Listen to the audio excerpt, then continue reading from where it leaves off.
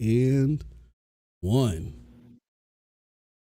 All right, everybody. What's up? What is up? What is up? It is your boy MM2K, and I never thought that this moment was going to happen. It had to happen, but I never thought it was going to happen. So instead of me going live on time, I just had to talk to PuertoRock myself. Fuck y'all. Y'all had to just wait. No.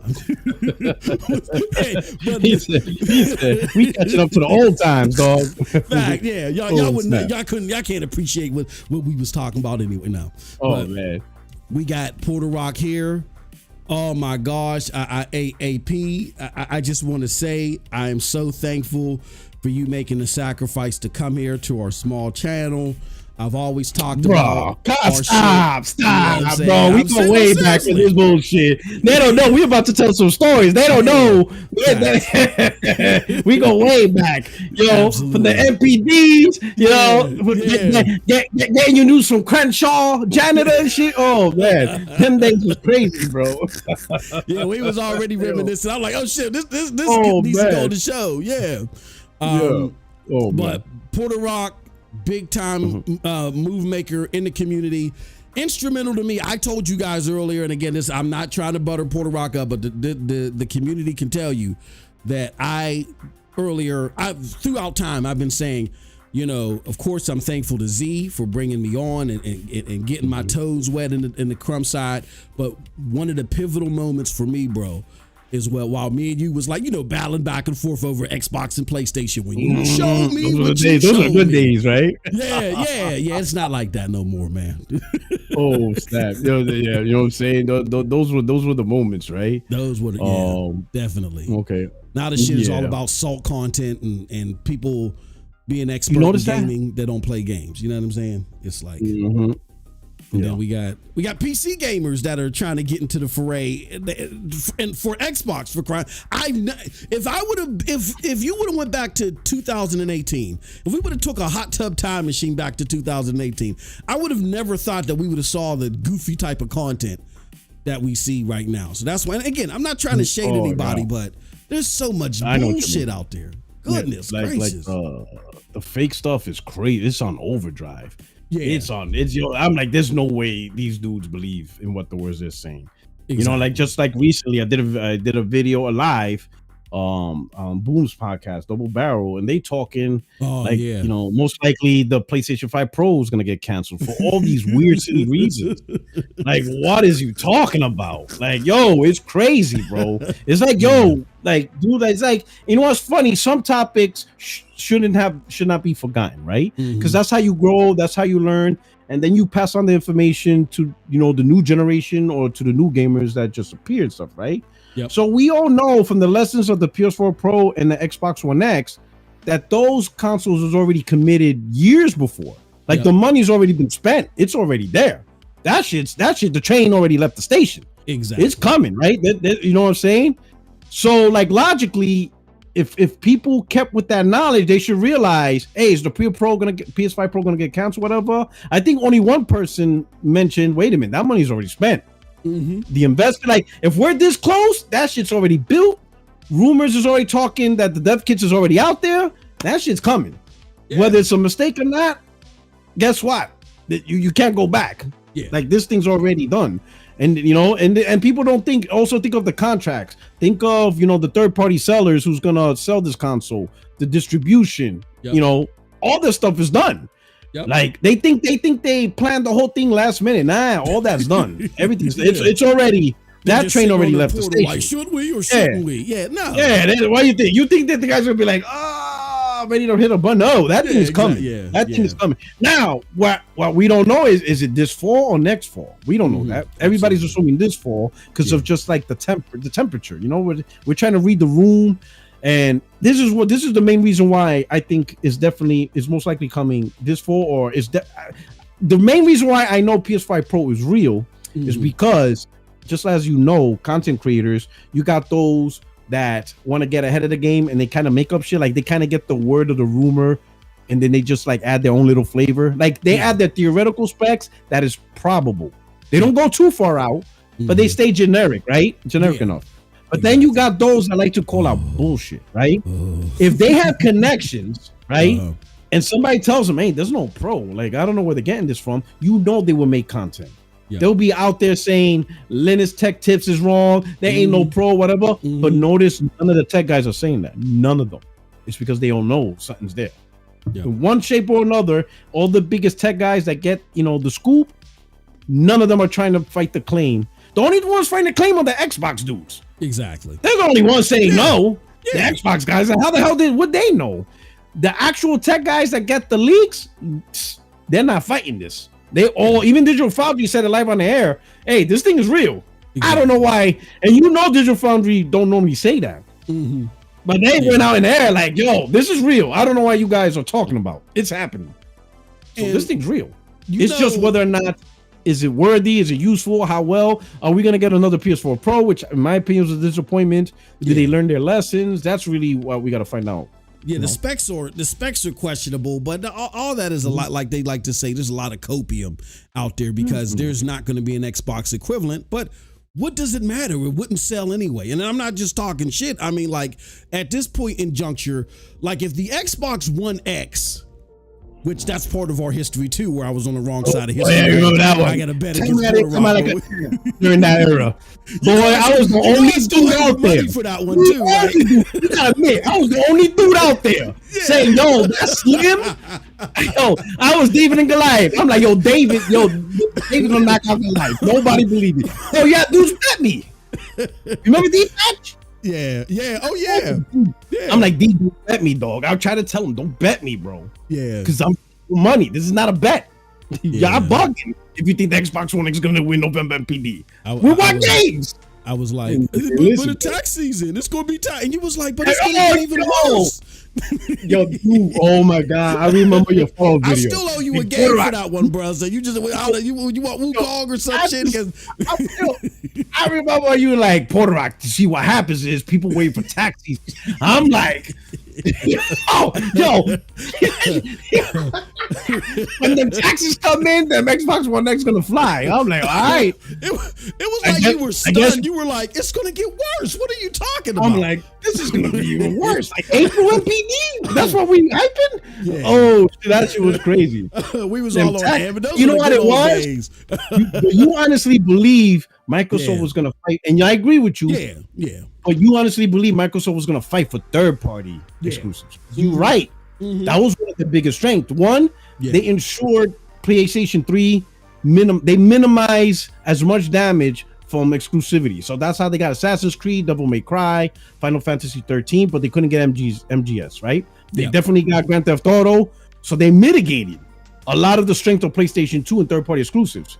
And then not only did they mitigate PlayStation, they added some of their own, even if it was time, like Elder Scrolls Oblivion, Mass Effect, Lost Planet. It was just a lot of So Peter Moore knew what he was doing. He's like, I gotta prevent PS3 from getting exclusives from third party, and we gotta get our own shit. And if we have multiplats, how can I say we have the better version of multiplats? And not just performance, but like, and that's where he did the DLC. He spent $50 million on 2 DLC. $50 million at the time. That's a game. That's a whole AAA game for $50 million, right? And the man knew how to get people to look at Xbox console, and it worked. Right now, granted, they fucked up the manufacturing with everyone and death. Aside from that, he executed the plan beautifully. Minimize exclusives on PlayStation, get exclusives for your Xbox, any multiplayer. Let's see what we can do to make it look better on Xbox. Besides, the performance, whether it's DLC or even adding online. Because remember, Virtual Fighter 5 was a multiplayer, but the online version was only on 360 because everybody thought, you ain't gonna have a good experience with fighters. That was like the beginning stages of 360 PS3. People thought you weren't gonna have a good experience, like the timing was gonna be off. Peter was like, fuck that, put that shit on Xbox Live, and it worked. People were playing Virtual Fighter online with no problems. See, my problem was walking. That was my problem walking into this generation. Like you even pointed out something about my favorite console. I didn't even know. I didn't even know that about Virtual Fighter. Yeah, that was a huge deal because PlayStation got it first. So obviously PSP was going to talk shit. Xbox got it 6 months later, but it was delayed. because Peter Moore said, "Nah, get online going." That's why it didn't come out day and date. That's why it came out 6 months later with online Endgame, bro. That right there. Once I saw that, I'm like, "Oh, this." He was like, "Oh, I was like, sweating." Like, "Oh, I'm in the forums like, bro, sweating." I was like, in the forums like, bro, I don't think I could come up with damage control. Like, this is a wrap, bro. I already see if this is how this generation gonna go. Yeah. Oh shit, PlayStation's gonna get his ass kicked in this one. Like, bro. Yeah. And look, I mean, when you look at the numbers holistically, it's like PlayStation didn't get its ass whooped, like, you know, like how they was whooping ass before, but they weren't as dominant as they were. It was like a down the middle, even kill, you know, battle, which PlayStation. Like overall good gen. Yeah, exactly.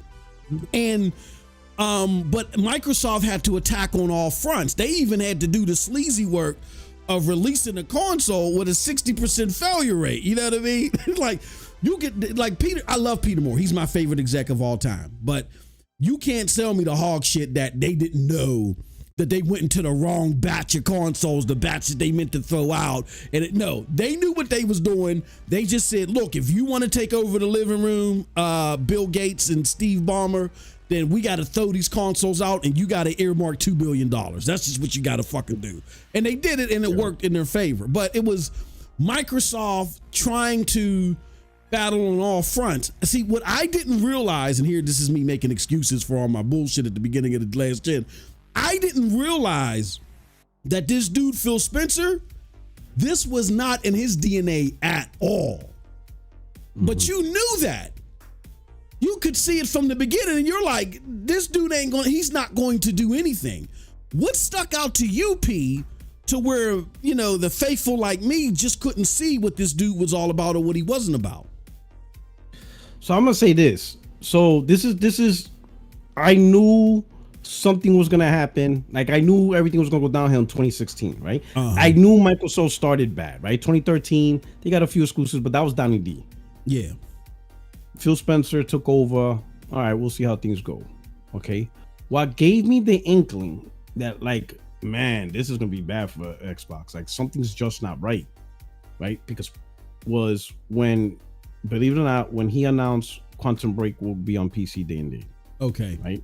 Okay. And I'm thinking, why the fuck is he worrying about games going to PC? Yeah. And I get it, he got Windows, but this is your baby. They're like, the console's your stuff. I'm like, man, that's a weird. And I get the whole make more money. I got it. But console gamers aren't complaining about Phil Spencer making more money. Yeah. We didn't buy consoles to worry about the execs making more money. Yeah. We bought consoles to get games. Yeah. So the conversations are, where are the games? What are you doing? Whatever, blah, blah, blah, right? Spider-Man's coming. God of War's coming, right? E3 2016. What does Phil do? Oh, yeah, we're putting Quantum Break on PC. Like, whoa, like, well, what are you talking about? Like, why are you talking to PC gamers? Like, PC gamers, like it's the console gamers. That's your audience. Like, talk to them. All right. Yeah. No games, whatever, dry, where are the damn games and stuff like that. This is when I knew this is over. It was 2017. I know there was talk about Xbox One X and all this shit. Yeah. And I try to tell you guys, I told Z, well, Z knew because he made it. But this was just weird. Yeah. When they had Gamescom, I think it was 2017, right? And we were already talking about where are the damn games, where are the games, blah, blah, blah. And they showed a PC exclusive on an Xbox game. That's when I said, done. Yeah. It's done. This guy gives no fucks. Yeah. Yo, all this talk about, he plays with us on Xbox Live. We talk to him. He's friends with Tim. Then you're telling me, I know he hears everybody's complaint. I know he does. And you're telling me, despite all the criticisms of what people are asking, you're going to be like, oh, by the way, we got a new exclusive for PC. I knew, like, this is, and nobody complained. And I told people, listen, if you thrash Phil and tell him, bro, don't you ever do that bullshit again. In fact, you're done talking about PC on stage. If you want to talk about PC, create a PC show. Microsoft Windows PC show. Exactly. Don't ever mix. They didn't do that. right? But again, these are the people that claim they know Phil Spencer. They hang out with him, dinners, all this shit. If I was at dinner, I'd be like, Phil, you're done talking about PC when it comes to Xbox. If you want to talk PC, talk to them in a separate venue. Don't include us. Separate us, right?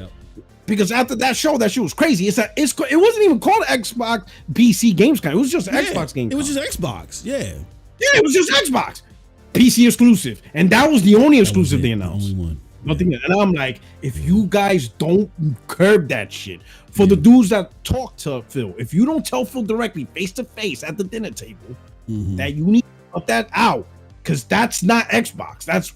What are you talking about? Yeah, what is this shit? But they didn't. So guess what happens a few years later? They announced Gears Tactics. Yeah. Okay, cool. Yeah. All right, Gears fan, new IP spin-off for RTS. Cool. Timed exclusive on PC. On PC. Yeah. The Xbox version comes out like months later. So my question was, whoa. So the first party is time exclusiving from their own shit? Like PC?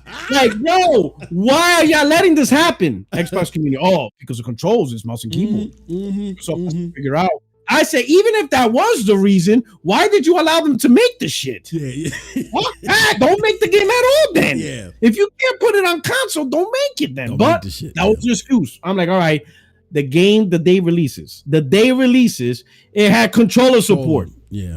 The PC gamers were playing it with their controllers. Yeah. And still timed.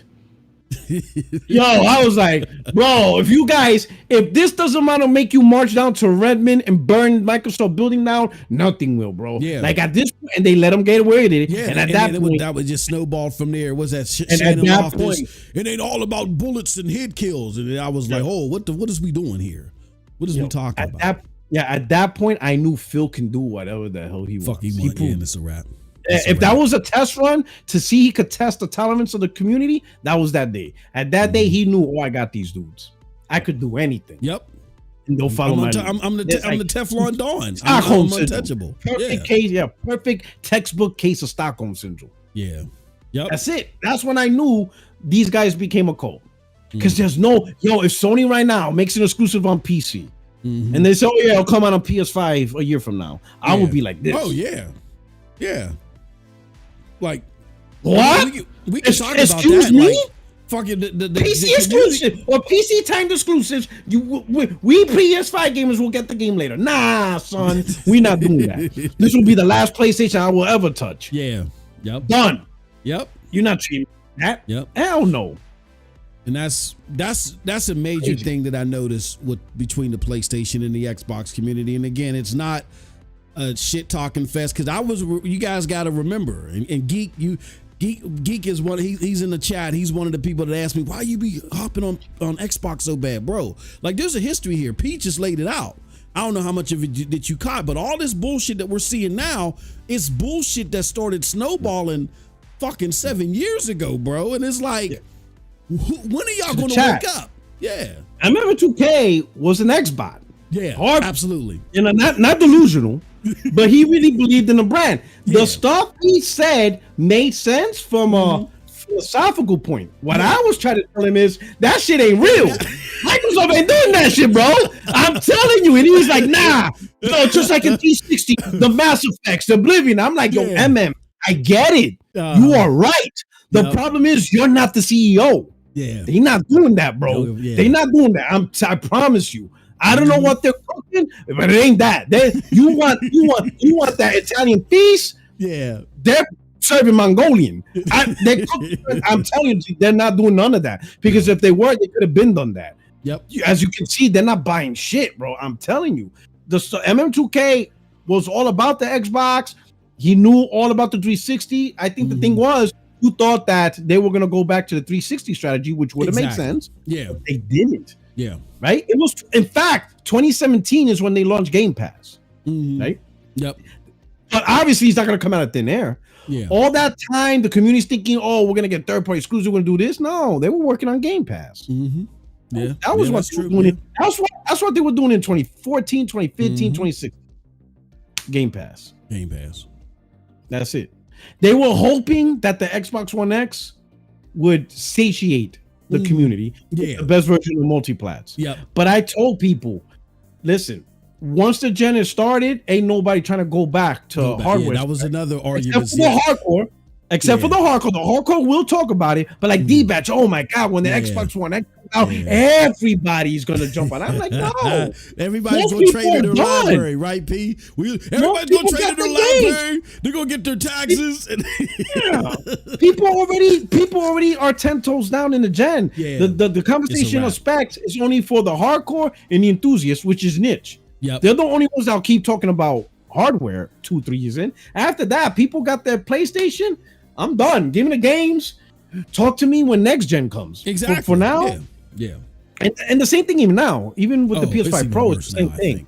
Everybody's 10 toes down on the PS5. Yeah, it's a niche product for the hardcore, but you're not gonna get the mainstream. Hell, people are just waiting for a $300 PS5, just like back then. And the reason why I knew Xbox One X was not gonna win November MPD is because 4 years in, people ain't trying to pay $500. Because if they did, then they would have bought the console 4 years ago. For 4, they were there for 4. They would have owned it already. Yeah. The people who don't own it don't buy $400 consoles. They're not going to pay $400 in 2017. Because if they were going to really to pay $400 or $500, they would have done it in 2014, 2015. Hell, 2016 when Spider-Man, Spider-Man didn't come out in 2016. But you know what I'm saying? They had Uncharted already. If you were willing to pay $400, they would have just done it then. But when that Slim came out for $250, yeah. When they announced $250 on Uncharted 4, I'm like, I won. Bro, when I saw that announcement, I told people I won. This is over. He said it's a wrap. It's a wrap. This game, I won this bet before November even hit. I'm like, this is over, bro. I don't know what you guys are thinking. $250 PS4. Flying on shells. You know when it was a wrap for me, bro? I don't know if you remember this stunt, but that's me and P go way back. Remember when I rented that PlayStation 4 Slim from Aaron's and shit? I was going to do that stunt where I was going to play God. I was like, you don't need to buy a PlayStation. I'm going to play God of War 2018. I'm going to beat it in 3 days, and I only rented this PlayStation 4. And I'm going to send it back. I remember that. And I end up having that PlayStation 4 for 6 months and shit. Like, wait a minute. My man was like, he was gonna prove a point. Man, you don't need a PlayStation. I'll play it, rent it, give it back. When that shit's in the house, like, wait a minute. Where is it that meme with Shaq? When they shoved the food in his mouth, he's like, that was you. You were like, wait a minute. Yeah. This motherfucker got a. I didn't recognize your game. Yeah. That shouldn't have been that hard on you. Bro. And when I saw crazy, man. When I saw God of War on a fucking $199 console look better than anything on my $500 Xbox One X. That sealed the deal. On top of what you showed me, you know what I'm saying? That infamous dice. Yeah. That's when Z, Next Gen 20. Shout out to Z. Yeah. When he saw God of War, right? Yeah. And he's like, yo, this shit. I remember talking to him on the phone. He's like, yo, PuertoRock, I got the Pro, but I still have the PS4. When he saw it on the Pro, he said it looks real good. But he said, let me see you on the PS4. When he played on PS4, he's like, bro, this shit still looks better than my Xbox One X. Yep. He's like, how the fuck is 1.8 T-flops? You know, he was with the T-flops back then or whatever. Still better than 6 T-flops. Yep. 1.8 T-flops versus 6. Yo, and then he did that video. He's like, look at this shit. And look at that shit. He's like, I have the world's most powerful console. That shit. That shit classic, ended. He's like, he won. That was that. Yo, if y'all haven't seen that, y'all got to see Z's classic. And he compared God of War to Sea of Thieves. And he's like, I got the world's most powerful console. Look at this shit. And look at that shit. Yo, he's like, yo, he couldn't take it. That podcast, podcasting last gen was legendary. Yeah, it was legendary. It was legendary. Everybody was battling. Nobody got into these silos and cliques and stuff. Yeah, everybody was mixing up battling, and then that shit just, changed. Once people figured out the algorithm and grifting. Well, here's what happened, P. I talk about this with my creators or not my community here. A certain creator that I used to work with, and they will remain nameless when I was doing PNTS Network, they will remain nameless. You know, they was an Xbox dude, right? It was an Xbox guy. And I remember I was just fading away from Xbox, and I was like, you know what? I really don't fuck with Xbox, but you, as a content creator, you live and die Xbox. I said, bro, you need to have a platform. And they were antsy about it at first, but then we got more people on, and then they convinced them to do it. And look, they're doing okay. I mean, you've had a couple of run-ins with them, which were very comical, but they're doing okay, right? But the reason why I told them that they needed to have a podcast, even though I couldn't fucking stand Xbox at the time, bro, is because I knew that the Xbox community was so gullible and they were so ripe for the picking that if you have someone that would defend Xbox no matter what, oh, they would follow that motherfucker like he was just like they were the second coming, right?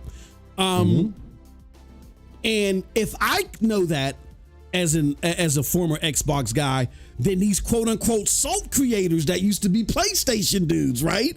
They see that too. And it's like you said, now they want to take advantage of the algorithm. They're sitting there capping for Xbox and Xbox games and Xbox services that just last generation they were saying was dog shit. So I see. I know you. I could imagine the people you're talking about, right? Here's the thing. So if you're within this community, right, and we all interact, there's like a web, right? There's like 6 degrees of Kevin Bacon and stuff. Yeah, like exactly. That, right? But the truth is, the algorithm to protect, defend Xbox and bash PlayStation is greater than the reverse. Yes, and the reason why I say that, and I tell people this, like if you like I have people be like, oh, whatever. I'm like, depends what you want to do. Like if you were like Jay Barry and Persona, they have a great podcast. Exactly. I say people say, oh, PuertoRock, your PlayStation podcast. I tell them not really. I prefer PlayStation, but my podcast, there's a reason why it's called 60 Frames No Lag, because it's really about no bullshit. That's really the intent. You go on this shit, pop your piece. No one's stopping you. It's a no bullshit podcast. Say what you want to say. It doesn't hold as much meaning only because a lot of the personalities, like I said, everything's become silo. It's like the name, like if you watch my podcast, to the audience in the chat, if you watch my podcast back in the days, 60 Frames Don't Like makes sense because it was wild. No one held back. Xbox dudes. Hell, some of my first few guests were Xbox dudes, not even PlayStation. No one held back. 60 Frames No Lag. Let's get it. Let's talk about it. Argue, debate. Sometimes that shit went left. Like some of those videos I privatized because I would get canceled. Yeah, that shit, you just can't do that now. I'm like, whoa, this shit was crazy. But now the grift and the formula to grift, and the grift formula is you have to what's the best way to, you have to placate to the audience now. You have to make them feel good. It's the algorithm is feelings now, not knowledge. It's feelings. If you really want to make it, is how do you make your audience feel? Well, let's be honest. The ones who are looking for feelings the most is the Xbox dudes, not PlayStation, right? The reason why, the algorithm, in this community benefits those who talk shit to PlayStation and you make Xbox feel good because you're punching up. It's like a comedian that punches up, they're funny. But comedians that punch down and talk shit about people, it's not funny. No one wants to hear you make fun of bums and underprivileged people. Make fun of the rich people. Make fun of the people who are successful. That's funny. Punch up. Right? When you talk about Xbox, you're punching down. Even the PlayStation guy, some of them are cool with it, whatever, but the masses don't really care. It's like, do we really care that you're talking shit about Xbox, whatever. But the reverse, talking shit about PlayStation and protecting Xbox, there's a lot of people there because most people know Xbox is having a bad gen. So they gotta get something good out of this.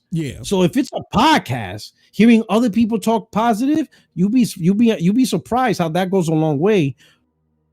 That's just internet in general. There's a lot of people that they're subscribed to podcasts, they're subscribed to content creators. Look at that show. What is it? Fresh and Fit. That is the most incel shit I ever heard in my fucking life. I'm like, did these dudes ever date a woman? Exactly. I'm like, fuck. This is the worst advice ever. I've been with my wife for 22 years. That shit don't make sense. Keep us married and shit. God, there's millions of people that relate to that bad information because maybe they haven't gotten a girl, maybe they're low, whatever. So sometimes it's just good to hear another man or another person that understands that you feel like you can relate to. exactly. you can relate to, and that's what even if it's fake, but it just feels right for some people. Yeah. That's the Xbox community. Yeah. Because everybody knows Xbox is dog shit. No one's buying that. Come on, wake up and smell the roses. Stop playing. But some people just want to escape from that. They don't want to be surrounded in that negativity. Every other day, Xbox -47. No games. Hell, what was it last month? And it was from me, but then everybody took the idea from me or the author. Every single game is on PlayStation, but not every single game. Remember that? Yeah, right? I owe you royalties too. I'll send you a check. Yeah. And then the other new shit, right? That I brought up, I should get royalties. But when you're an Xbox dude, that's all you see, and they're facts. Yeah. But that shit gets old. So when you see a podcast, even if it's fake or maybe or possibility, you hear good shit, man. For them, that's refreshing. Yeah. Right. And for the few people that will say, nah, PlayStation's dog shit, in a world where everybody's saying PlayStation's the best, you got the one dude that say, nah, PlayStation's dog shit. They'd be like, you know what? Finally, I could listen to somebody that agrees with me and in a world where everybody says I'm wrong. Subconsciously, that makes them think, oh, the rest of them are sheep, and that makes me the smart one because I don't, I don't think like the sheep. When it's in actuality, you just don't relate to reality. You know what I'm saying? Yeah, like, that's what it is. Fucking agrees with you. Like Xbox is, they thrown everything but the kitchen sink, and they're doing worse than they were last gen. You know what I mean? So absolutely. Yeah, it's crazy, right? And I see it all the time. People buy PlayStation because it's just popular. Yeah. Well, why is it popular? Yeah. Why? Because it got games. Oh, I didn't think that. Like, I'll be back. It got games. It's popular. Yeah, it's crazy, bro. This shit is crazy. Bro. Shout out to Jonathan in the chat with the $5. He's trolling. He said Xbox Series S saved gaming. Hashtag fresh and thick. Get your ass out of here, fresh and thick. Oh, shit. Fresh and thick. Oh shit. Can I get a Lockhart, please? Oh, when them dudes scored, they thought Xbox Series S was Black Jesus. They thought that shit was the second coming of Christ. They were little Timmys in the world finally could play next gen games day one. Portable. I'm like, oh man, these dudes don't get it, man. I was telling people, P. I was like launching. I was like, the Series S is not going to. I had to channel my inner PuertoRock. I said, it's going to get worse. No, it's going to be 1440p and gamers are going to love it. I said, why? What is 1440? And I said, do you guys really think? I said, Xbox has not been able to execute on anything since 2013. And I'm not over exaggerating. They couldn't execute on anything since 2013. What really makes you think they're going to come out with two different SKUs? One SKU in the Lockhart, which developers are already saying is bottleneck. Because remember, they were saying this shit before launch. And they're actually going to execute on it, and it's going to outperform PlayStation. And their answer was 1440p. Like, I was like, casuals don't even know what the fuck 1440p is. Like, what are you guys talking about? But they ran with it. And I got when they were saying, oh, it's 1440p because it's just a weaker GPU. But then we saw the specs of the memory. I'm like, stop. Like, bro, that's a whole different, like, you got less memory? Yeah. That's a lot more than just resolution now. Now we're not talking resolution. We're talking effects. It's going to be, it's literally two different consoles at this point now. Now you just got two different consoles at the same time with the name Xbox. Like, oh, this ain't gonna be, this ain't gonna be right. And then I was like, what's up with the launch? Oh, res boost for backwards games. I'm like, bro, we really talking about this? You think people really care about backwards compatibility at launch? Yeah. For res boost? You think that's what's gonna sell these consoles? Yeah. Like, bro, when the games came out, they didn't even sell the Xbox. You think regurgitating them, repackaging them with res boost? Yeah. Come on, bro. Where are the new games? And quick resume. What the fuck are you? I wouldn't you quick resume into what are you quick resuming? Quick resume would require games. Yeah. What games? To the fucking Falconer, bro. Like, what are we doing? This shit is crazy. It was crazy, bro. It was crazy. That's when I knew I barely escaped the cold. You know what I'm saying? I barely escaped the Brands Davidian and shit. I barely had escaped them, man. You should have a documentary. How you escaped the cult on Netflix, bro. That shit is wild. And these guys even got worse. They are 10 toes head in the sand. They're not leaving. Because what the content I see, like what they're talking about, it doesn't even make sense. I'm like, there's no way they could possibly believe on this, bro. There's just no way they could. While we're talking about current events and how things transition, I want to get your thoughts on this, because I kind of like talked about this earlier, but I'm always tapping into your content to get your thoughts, to like try to add perspective to what I'm thinking. So what do you think about this whole thing about the Call of Duty can't be marketed in the way they're trying to angle this shit? Like, what are your thoughts on this, bro? So we talked about this yesterday, right? Okay. Shameless plug, 60 Frames No Lag every Tuesday, 8:30 p.m. Eastern time. Shameless plug, right? The first thing already, they made it seem like PlayStation is involved somehow. Yes. And I'm like, all right, what are you guys trying to set up? Like, I have a feeling you guys are trying to set up like your excuses, so that way when something fails, you can already say, oh, it's PlayStation. But I'm thinking, hold on. The Call of Duty contract's over with Sony. Yeah.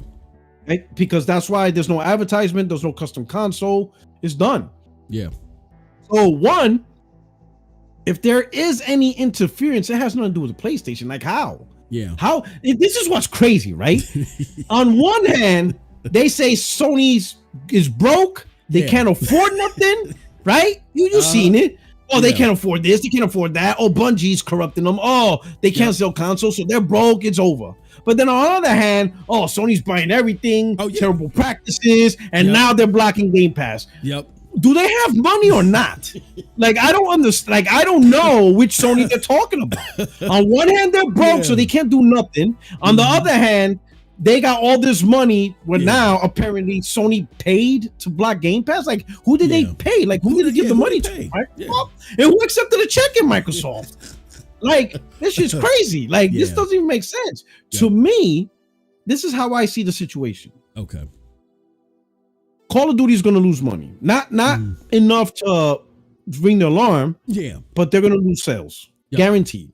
Yep. Because before this year, you already had game, like they've been at 30 million for like the last 2 years, 30 million. They haven't grown. They're stuck in that 30 million population between PC and console. All right. So if you're stuck at that population at 30 million, you already have them. Yeah. Right. What you're worried about is the growth. But the people there, you already have them. You're collecting your money. You're collecting your 10, 12 bucks from PC and your 20 bucks from console. Hell, they even raised the price, but you're getting your money. So no Call of Duty, you're getting your money. Yep. The year Call of Duty comes out, right? A la carte, via ABK, you get your $70 anyway because they're paying for Game Pass and they're going to buy Call of Duty. They have no issues with that. But now this year's different. Now that Call of Duty's on Game Pass, they're not going to buy it. Yeah.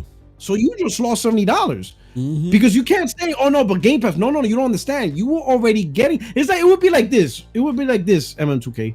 Let's say, I'm already subscribed to you, right? Yep. But separately, you release movies, right?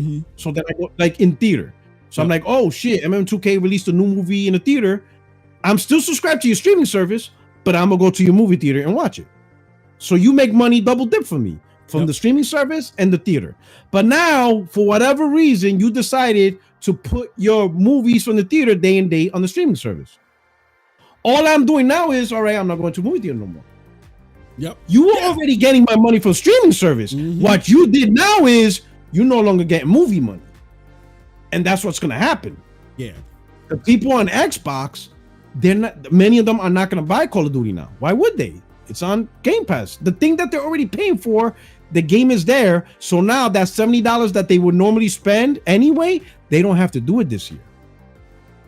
So now Microsoft's like, oh shit. So now how do you mitigate that? Well, this is what I think. I think Microsoft is relying on casuals not really knowing that it's on Game Pass. Yeah. The only way you could make sure everybody knows it's on Game Pass is through advertisement, big marketing blitz, put it on the dashboard. I mean, just go all out.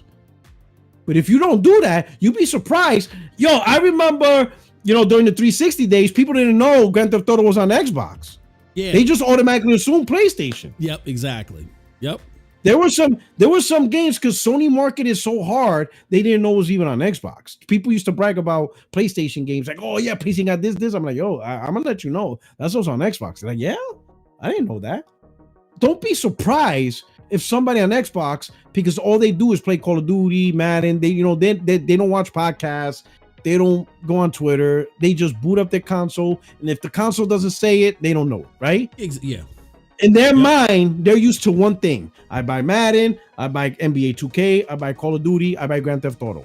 That's in their DNA. They're used to it. That's all they know. That's all they've done. So guess what? Oh, what, is the new Call of Duty out? Yep. Oh, I'm buying it. And boom, they buy it. And then a week later, from their friend, they'd be like, bro, why did you buy it? That shit's on Game Pass. Yeah. They'd be like, bro, I already paid Game Pass, but fuck. Yeah. You telling me? Exactly. But guess what? Microsoft got their $70. Yep. Totally agree. Right? Because the only other option for success is not give more content to people that are already paying you. Because think about it. The successors, this is what's tricky about streaming service. You have to get to the point where you're making more money than what you're actually putting out. Yeah. That's why you're trying to get the 200, 300 million subscribers. Exactly. You're trying to make so much money that the amount of content you're investing is nowhere near that money, right? But until then, you just have to keep adding. The growth is the metric. If you don't get growth, then you failed. Because the thing is, let's say they don't release Call of Duty this year, the 30 million is still there. You're gonna get the 30 million money no matter what, game or no game. So when you throw in a game and you don't see new subscribers, it failed. Yep. The success is not, oh, we're so happy to provide you 30 million who would have just stayed on this anyway. Here's a new game, success. Monthly active user. No, that's not the success. The success is, here's a new game. How much did it grow? We only got like 800,000 new subscribers. Whatever. Netflix does that all the time. You ever wondered why Netflix canceled some great shows after the first season? Yeah. And it talks about, oh man, so many people saw it. Oh, 10 million views, 20 million views. And then all of a sudden, like a week later, oh yeah, Nexus didn't renew the next season. Yeah, it's done. Like Jupiter, what is it? Like the Jupiter show, the superhero show. Jupiter's, with the old folks. Yeah, but they were all superheroes, right? Yeah. Yep. From it was like number one for the week. Yeah. 9-10 minutes. It was a lot of viewers. They canceled season 2, and everybody's like, yo, why did they cancel season 2? Everybody was rocking with it. And then I looked into it and I saw forums. People said the reason why they're not renewing 2 because they didn't get new subscribers. It's not about the old subscriber. Yeah. It's not about the people who's already there. It's how many people can say, yo, okay, I'm gonna subscribe to Netflix. Yep. That's the phase Microsoft is in. When they release a game, how many people are gonna be like, oh, I'm gonna subscribe to Netflix? The people that are already there is already there. They're already getting there. Yeah, that's not. But it's not enough revenue. Exactly. Yeah. They need. Because you're growth, incurring right? new costs to the studio, development, all that shit, right? Yeah. Yeah. So Call of Duty success rides on, what they're hoping is mass thing. If that thing, like, let's say if after Call of Duty, whenever it launches, October, if in January they're like at 33, 34 million, that shit failed. Yep.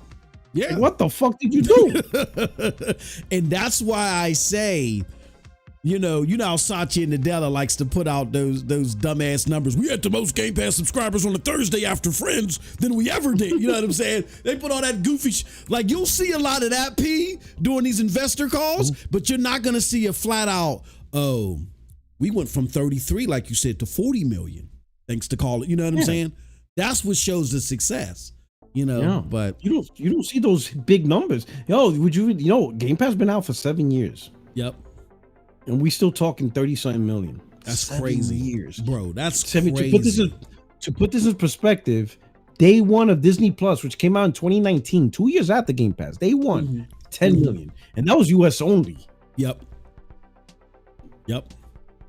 Like, and people ask. I had serious conversations. Like, yo, what is Game Pass? It's a great service, and I'm like, I don't think you guys understand.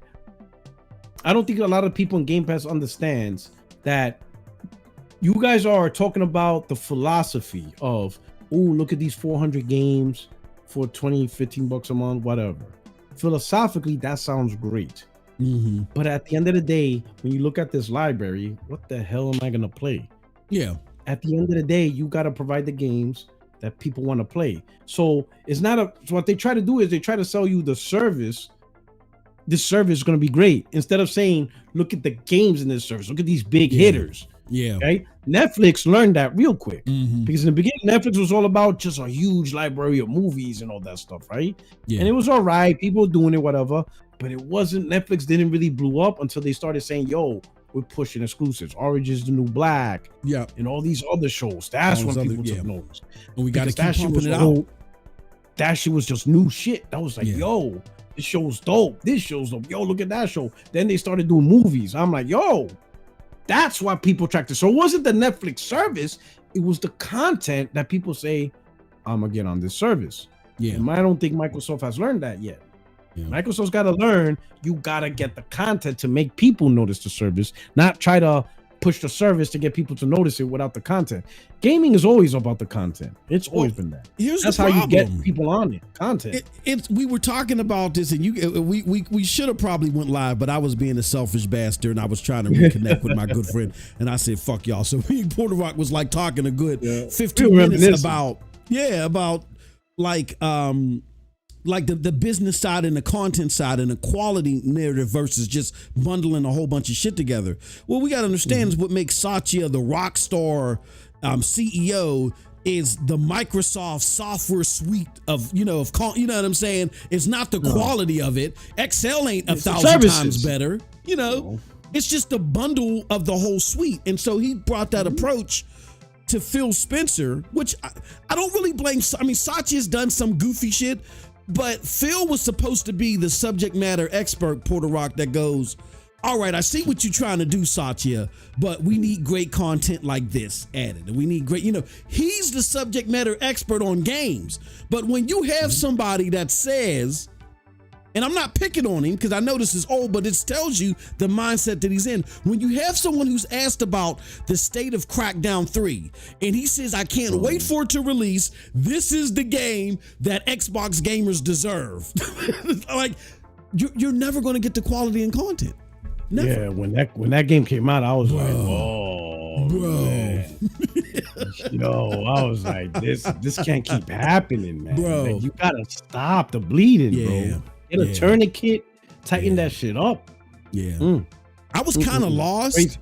I was kind of like, when you showed me I was out on my way out the door, but I was still, as I was going, come on, Xbox, you can do it. Little engine that could. I was still like begging and pleading and crossing my fingers, right? And I was still doing shows with Xbox creators talking about how can Xbox do better. But when I saw that shit and I saw how it came out, bro, and we had motherfuckers saying, "Oh yeah, I'm only gonna play God of War for 8 hours, but I'm gonna be playing Crackdown 3 for 80, hundreds of hours." Oh man, I say, I can't be affiliated with these people. They said God of War would be a good 18-hour ride, but I'm gonna have hundreds of hours with my friends at Crackdown. Like, I know that was crazy. Not even 3. That was crazy. It was abysmal. It was crazy. I know you're running short on time, bro. I think we got another 10 minutes. If that's cool, or keep going. Okay, good. I want to kind of get people again, like they heard a lot of the past, they heard the similarities and our perspective in gaming, and again, I'm not trying to be all gushy and mushy and stuff, but I give flowers when they're due, bro. Your perspective on this shit has really helped me. And I really think a lot, like even Tim, when you had Tim on the show, Tim did not, and you take your flowers, man. That's how you got to, you take your blessings when they give them to you. Even Tim, when he was on the show, P, he said, look, PuertoRock, you was right. Like, I tried my best to, throw dirt in your eyes and, you know what I'm saying, to play dirty. Like on, what was that? What was the movie with Van Damme where they threw the dirt in his fucking eyes and shit? Oh, Bloodsport. Bloodsport. Yeah, I tried my best to Bloodsport, but you still kicked our ass in the end anyway. But even Tim had to admit it, and that's the homie Tim, that your perspective on this was key into seeing how this shit would end up, right? So a lot of people may not understand, P, like how did you get here? Like what makes up PuertoRock the gamer, right? So I'll say this. So in fact, I said this a couple of times for like the oldest members, subscribers, they know this story. But I'm glad you brought this up because a lot of new people or people showing up over the last 2 years. Yep. So I'll say this: I started gaming.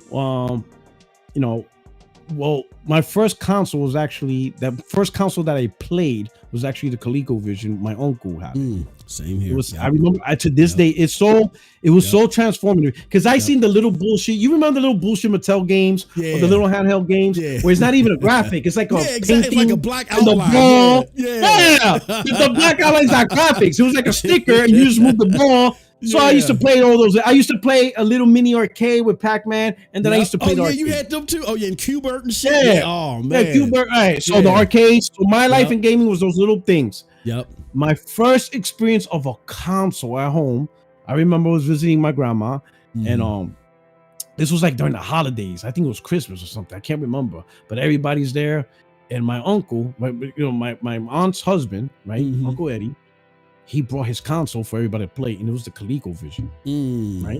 And it was 2 games, Rocky and Saxon. Oh man, right? Yeah. When I saw that, I'm like, wait a minute, this is almost like the arcade in your house. Yes. I was like, wow, right? A few months later, Atari, a neighbor, my best friend at the time, got the Atari 2600. Yeah. Yeah. Oh yeah. That blew it open. I was hooked. I'm like, oh, I'm done, right? Then one day, right, I saw a magazine in the store. I used to get Videogame magazine, and then it was announced Sega was making a console, and I love Sega because at the time I was playing, Altered Beast and all that. Yeah. And I was like, Sega's making a console, right? Yeah. But it was around the time everybody was jumping on Nintendo. But I was like, nah, you guys don't know. This is Sega. This is the arcade. So I begged my dad for Christmas for whatever. Right? He got it for me Christmas. I didn't think because we were poor. We didn't have a lot of money, right? But it was $200. Yeah. He got me the one with the gun. Yo, I cried. I forgot about the gun. I bawled for that. I was hugging on that thing, and my brother slapped me in the back of the head, like, "Are we gonna play it? Because you've been on that thing for an hour. Let's play it." And I was playing that shit right up. Anyway, so it went from that. I used to wash cars and stuff. Got me the Nintendo TurboGrafx 16. I would get allowance. I would go to the gas station, squeegee, go to Key Food, be the pack bag boy and all that stuff. Whatever I could do to get a game. What I get between the neighbors, between my cousin, we just join gaming. Game after game. I used to get all the stuff, right? I had, Rob the Robot. I had the Bazooka. I had U-Force, Power Glove, the 3D glasses on the Sega Master System. Listen, this time was the most, I'll be honest, those were my favorite time because I was ignorant to gaming other than if it's a game, I'm buying it. Yeah. I don't care what it is. Like I said, I bought the trackpad for the Sports Nintendo doing track and field. Whatever it was, however I got to afford it, I was at my most ignorant ever. I was at my most ignorant. I didn't give a shit. I bought everything, whatever. TurboGrafx 16, TurboGrafx 16 CD, Sega CD. Yeah. If you know flop products, I bought it. Across the board. U-Force. Yep. Bought it. Yep. I was ignorant. To me, gaming was just glorious across the board. Then something happened. I turned 18 or 19 really. I joined the Marine Corps. Now I'm making my own money full time. I started reading magazines, right? And there was one question I always had in my mind. Why did a lot of stuff seem to not get supported and I didn't know? Yeah. Right? I'm like, U-Force, Bazooka, that Nintendo release, the 3D. There was just so much stuff. Sega CD. I'm like, man, there was so much cool stuff, but it just seemed like there was no games. I didn't understand. So anyway, in my time I was reading, I read an article. A guy explained the business industry. Okay. That's when I learned in that article about how difficult it is to create a aftermarket peripheral and be successful. Because if you create a market peripheral, let's say like a Sega CD, but it only sold 1 million. Yep. But the Genesis sold 40-50 million. Why would you make a game that only 1 million people can access when the base platform has 50 million? Yep. And that it dawned on me. It was like oh shit. I'm like, yo, this is bigger than just having games. Yeah. So then I was just reading. I read all the article, and then I got the internet for the first time in 2000. Okay. and that's when I got introduced to gaming boards. The chat, like the forums and shit. Yeah. Oh yeah. Forums. Yeah. For what was that? I'm reading. I'm listening. I'm talking to people, bro. Listen, I knew about MPD going back to like 2001. A lot of people don't know that. Yeah. Okay. Listen, I remember MPD when they actually broke down the count. They didn't just say what they do now. You know, this isn't first, this isn't second, this is third. No, they would say PlayStation 2, 258,603 console. Oh, wow. Okay. GameCube. They would list the numbers. When they talked about the game sales, it wasn't combined dollar value. Yeah. It was individual sell by school. So like Call of Duty 360 version, 1.2 million whatever copies. Yeah. PlayStation 3 Call of Duty, 893. So you knew which version of game was selling more because they reported it. So those days you really and so all the stuff I talk about now, people like how you know that is because I was growing up and doing it when it was the information was just there. You knew exactly how many consoles were being sold month to month. You knew exactly how many copies of games, which version was the bestseller. You just knew because they were giving that information freely.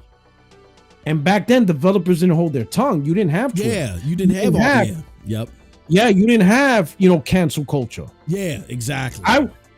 I was around when the CEO of Activision said, hey, I might stop supporting PlayStation 3. Publishers couldn't say that today. Yeah. No one will say that today. Yeah. No one that big will say that. A CEO publicly saying if PlayStation doesn't sell better, we might stop supporting it. Yeah. You ain't getting that today. Not from anybody. Yeah. You ain't getting that type of cancel culture today. I was in that. When PlayStation 3 launched, Gabe Newell said, this thing is garbage. Only needs to scrap it and do over. That's developers had no issues talking about exactly. They was unfiltered facts. Everything was open. Everything was transparent, and that's how I learned because I saw how everything goes. Now, as time went on, the information got restricted. They changed MPD. The developers don't say as much. But the thing is, the system don't change. It is still applicable. Sales are sales. Third party aftermarket is third party aftermarket. Console sales still dominate. None of that. The rules don't change. It's that it's just harder to get the information. Yeah, because they're trying to mass stuff. Yeah, like you have these kind of like Xbox. Like remember, me and you were talking, and I'm gonna get to the super chats. And I didn't ignore y'all. I'm gonna get to the super chats in a second. But remember, P, I think me and you talked last year because we were like, where the fuck is NPD at? And remember Matt tried to put it on LinkedIn and shit. What was Xbox? Ain't nobody on LinkedIn. Yeah, he stopped for a little bit. Then he went back to school like, ain't nobody going to LinkedIn. Ain't nobody going to no fucking LinkedIn. He tried to hide that shit. That was because Xbox was getting hammered. Shout out to Jonathan with the $10. I told you guys, Jonathan says, gotta make sure you come back, P-Rock, and join the interview. I told you guys, man. This is not cap. I didn't just come out of here trying to look. PlayStation people ain't checking for me. I'm talking about I'm a cloud gamer. I'm letting you guys know from the perspective of someone that used to pom for Xbox. Like this shit is for real. A lot of people forgot, but you kept it real. You saw like, wait a minute, this Xbox not going to be what you thought you wanted it to be. What brought us there? Yeah. You saw what they focused on. Their focus was primarily. They were in the beginning stages of expanding to multiple platforms. It wasn't about concerted effort onto the Xbox console. It wasn't about that. Nope. Xbox, they made the decision that Xbox was just going to be a piece of the pie and not the main effort. Exactly. And we just didn't notice it. We knew something was wrong, but now looking back, this was always their game plan. They weren't going to be all about consoles. It was going to be about cloud. Now, I think I will say this. I don't think PlayStation was part of the plan. I honestly don't believe that. I think what ended up happening when they bought Bethesda and then they finally bought ABK. I think once they got the financials, once the CFO of Microsoft was the financials, I think that's when they realized how entrenched PlayStation is in console gaming. I don't think they realize how much games are sold on that platform. They have a little inkling, right? Because they get MPD information, they got a little bit. But when they got the real shit straight from ABK, straight from Bethesda, and they combined that data, they probably saw there's no way. Yeah. There's no way to cut out PlayStation. It's the math is not going to math. Satya opened that binder. He opened that binder. Was like, damn. Okay, look, emergency meeting. Yeah, everything's on PlayStation. Yeah, Project Latitude, people. Project Latitude. Round this shit up. We're done. Yeah, exactly. Because when you look at the numbers, right? Like for example, it was revealed, through the leak that Starfield, like Bethesda, expected 10 million sales on just PlayStation alone. Yeah. Yes. Game Pass can't recover. Yeah, that's 700 million. Now. And I know Amy is mad because Amy was the one that was like, look, don't create the golden toilet with xCloud. Don't get into, she was the one that was, I think she was like the one standing between Phil and Satya, trying to caution Satya. I don't think we want to lean too much on this Phil Spencer dude. Like, he may have a connection with these gamers, but as far as the business is concerned, and the best foot forward, that 10 million is now vapor, bro. And they're not going to recover that. It's vapor. Yeah. Like if they release the game on PlayStation, which I think they will eventually, I don't think it's going to reach 10 million. It's not going to reach that. It's not going to reach that. Because there's too many negativity behind it. It lost, like that game really got hurt by how it launched. Yep. It didn't have the Bethesda magic that people usually talk about, like Skyrim and all that stuff. Overall, sure, good game, whatever, but I think a lot of PlayStation dudes, like if it comes on PlayStation, I think it'll do like 3-4 million. But the 10 million, probably not. No. You probably get your 4 million. One thing I'll say about PlayStation gamers is Sea of Thieves is kind of like an exception, but what I understood about the PlayStation community is they're not too big on sloppy seconds. You know what I'm saying? If you come to the PlayStation late in the game, they're like, you didn't come to us, at the beginning. Fuck you. Yeah. You know what I'm saying? And or if you do come late, you gotta come correct then, like Mass Effect. It came late. But that's one of the best games of the gen during that time. Yeah. It's Mass Effect. Yeah. You know what I'm saying? Like you if you're gonna come late, you better be on point. In Mass Effect 2. Boy, that was the first one. Mass Effect 2 was like one of the games of the gen. It was like, so PlayStation jumped at that shit was amazing. Oblivion. That was late to the game, but guess what? Yeah. They jumped on it. If you're gonna be late to the game, cool. But you gotta be really worth this stuff, Like Sea of Thieves was hot for a minute, but then it fell off. I don't see much people talking about it as much. Yeah, and I think it's falling down on the charts too. I think. Yeah, it is. I'm thinking. And now rumors talking about next week, either talk or. But here's the thing. All right. Yeah. The rumor is, more games coming, especially a big one. Yeah. Now honestly speaking, I'm thinking. There's a difference between just saying a AAA game and a big game. Yeah. I don't see Microsoft have big games. I see they have AAA games, but not big games. Not big, right? There's a difference between a AAA game and a big game, like Insomniac. Absolutely. I mean, not Insomniac, like Infamous. That's a AAA game. Yep. But is it a big game? No, it's not a Last of Us. It's not a God of War. It's not a Horizon. But it's a AAA game that's good. Gotcha. I see Microsoft have AAA games that maybe at best could be good, like Forza Horizon. Like it used to be one of their top big titles, like on 360 and whatever. But now it's like, have you noticed that like Microsoft have watered down their brand?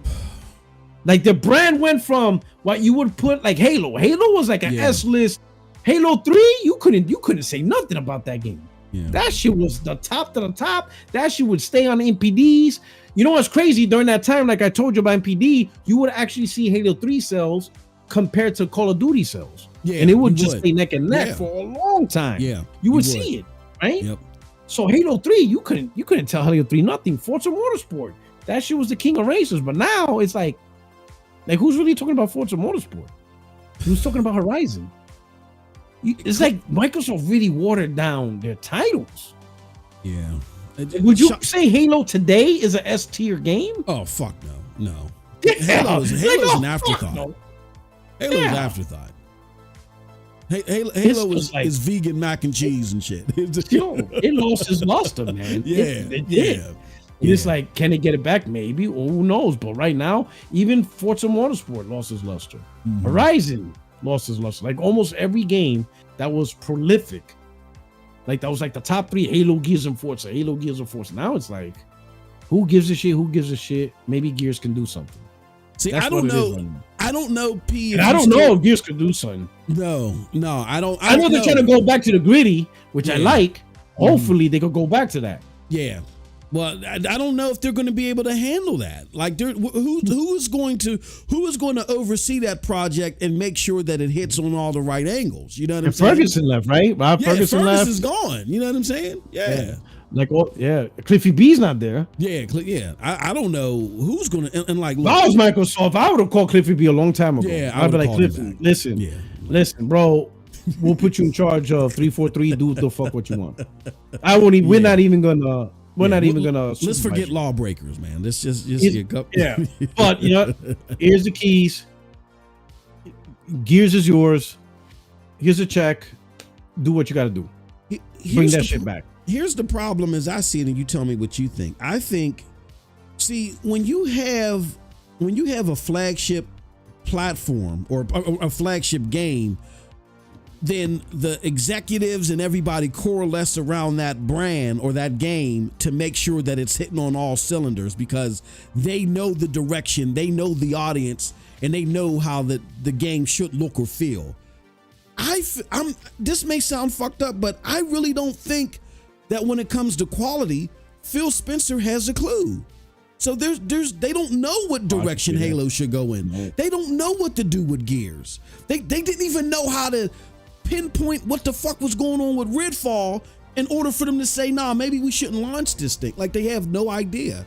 So they don't make, like you said, they make AAA games, but they don't make big games anymore. And I think that's why they resigned to, as Matt Booty said years ago, and I don't think this theory ever went away. It's not even polished. They're not even that. Like you know what's crazy? They don't even fundamentally understand. Don't release your first party without performance mode. Exactly. Yeah. Oh my God. They don't even got that right. Like they don't have like a standard. Hey, this is north. They don't have follow north. Yeah. This is the trajectory. Keep heading in that direction. You can't go here. When I saw they launched Redfall the way it is, they don't give a fuck. I said, at this point, Mike, listen, Phil, you don't give a shit about your fan base. You don't give a shit. It's like you want them to go away and shit. It's like At this point, you're just shitting on them now. Yeah. Like the way, like you you went from world's most powerful console, the best powerful Xbox, re-releasing games at 30 frames. Yeah, you don't need no performance mode. Exactly. Yeah. Oh, that's crazy. Like you gotta have a true north and stick to it. Stick a standard. Yeah. Right? And they don't have if that game wasn't ready, you got to be like, we're not launching this. You need to put 60 frames in that sucker. And all this weird looking shit, cut it out. Yeah. Fix it. I'm going to throw a name. I'm going to throw you a name from a blast from the past. Or maybe it's not a blast from the past. I don't know if you still talk to him. But Alex Escobar. Remember Alex? Oh, Escobar. Yeah. I remember Escobar. Yeah. And one of the, as much as Alex just liked to troll and insult Xbots, including myself and shit. He used to go after He-Bot. Oh man! They don't know, boy. He used to go after He-Bot on these podcasts. That shit was funny. Hey yo, y'all don't understand what P is saying. Y'all gotta go to Z's channel and look at He-Bot. You gotta go to the archives, bro. Listen, I'm gonna tell you now. Some of y'all will probably enjoy the podcast back then than you are now. Absolutely. Classics. It was crazy. Yeah, it was classics, bro. Yeah. And you will never see nothing like that like now. Was that you? Man. Or was that Alex where D said he was going to eat somebody's face or some shit? Who was that? Oh, it wasn't me. I forgot D because I bite your face off. Yeah, shit. It wasn't me. Yo, D, that shit was funny. Yo, bro, I'm telling you, man, she was wild, bro. Oh, that shit was crazy. But when Alex just wasn't insulting people and he was like seriously trying to give his analysis, one thing he said that stuck with me is Xbox just lost its identity. You know what I'm saying? They lost their soul. They lost their identity. And we don't even, why would you buy an Xbox? Like the only thing you hear is because access to games in a cheap fashion. But what does that mean for gamers? I mean, nothing. Yeah. It's the few that, in my opinion, it caters to the few that never really bought a lot of games in the first place. Like for the guys like us, guys like us, a lot of us, we're used to buying games, especially we're grown, we got adults, it's nothing, right? Yeah. And we're not saying we're bragging, but that's what you do. You buy games you enjoy, you buy what you want, you play what you want. But there was a lot of people that just didn't really buy a lot of games. Now Game Pass gives them access to a lot of games, so now they're letting Game Pass entertain them. Whatever comes on Game Pass, they'll just enjoy it, and that's cool, whatever. But that's not going to attract a lot of console gamers, exactly, right? Because again, at the heart of the console is what are the bangers, what are the big games. You know what I'm saying?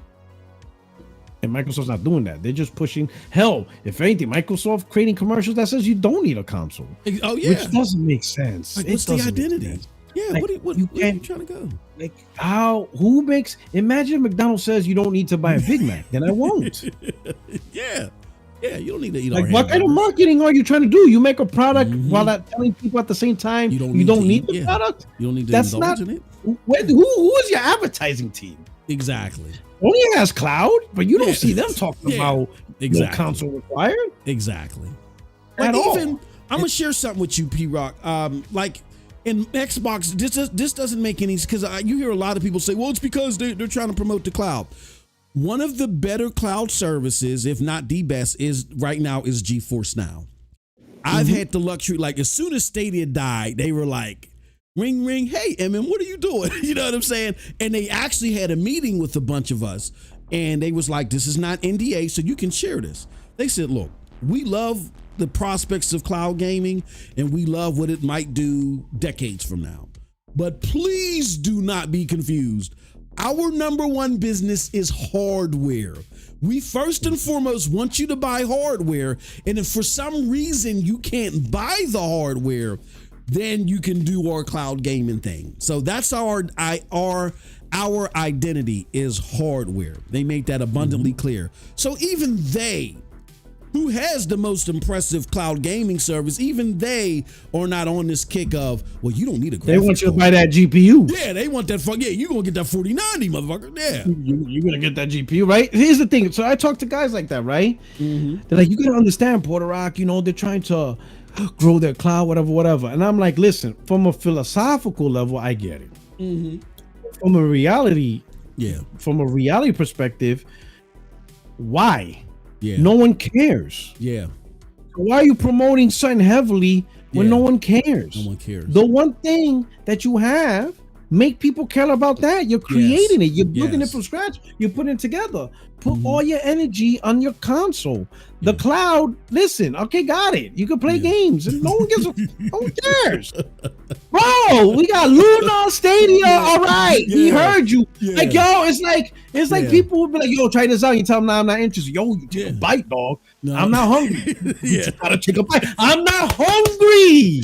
Bro, like, stop. Like, you repeating the same thing's not gonna make me eat. It's not gonna make got it. Cloud, whatever. Just leave it alone. Talk about the console. Get people who own the console excited, because here's the thing. This is another part that I learned. I never realized how getting a console into a home is essential for growth, right? Because at the end of the day, a lot of people don't get to see the commercial. Even now, it's even harder now, right? Because a lot of people don't see commercials at all. Back then, you saw a lot of commercials. So you saw PlayStation commercials, whatever.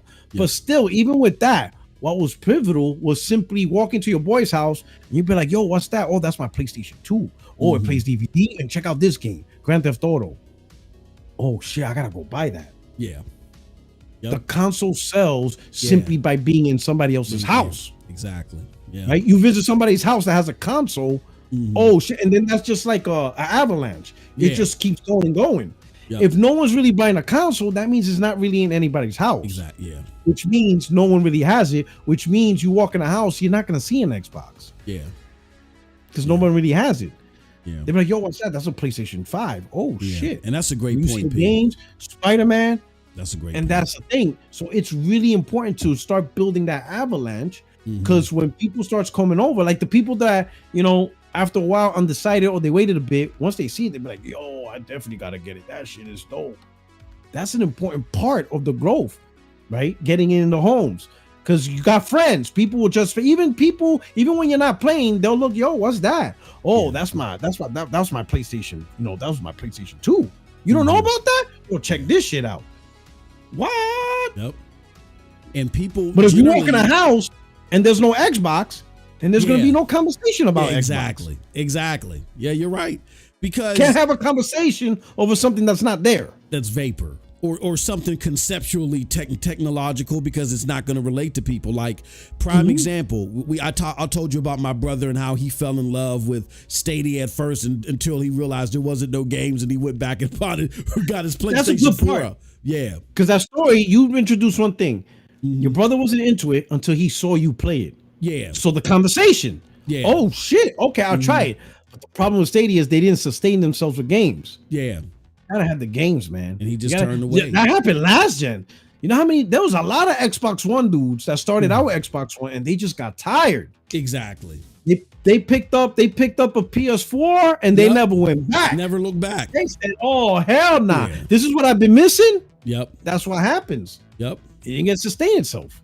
And the thing with cloud gaming or any new technology, like console gamers are fickle to the point to where they don't want all this complicated shit. That's why I kind of get irritated, and I know you do too, when we see the PC gamer motherfuckers try to get into the console discussions. It's like it's like a whole different universe over there. Like I'm not trying to troubleshoot, bro. Like I'm not frame rate counting, and I'm not doing all that. Like, all right, I get it.